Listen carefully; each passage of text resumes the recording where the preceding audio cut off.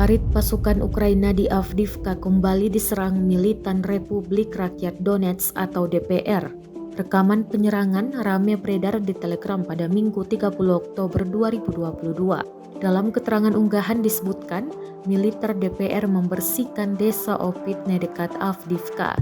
Penyerbuan Parit dilakukan oleh Brigade Slavia ke-1 dari NMDPR.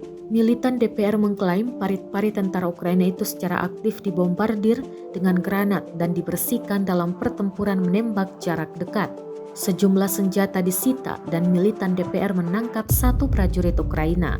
Meski mendapat serangan di Avdiivka, militer Ukraina juga mengklaim pasukan Rusia berada di bawah tekanan artileri jarak jauh dan tembakan roket dari pasukan Ukraina yang mulai bergerak pada pertengahan Agustus untuk merebut kembali Kherson yang terletak di tepi barat Sungai Dnipro yang luas dan distriknya.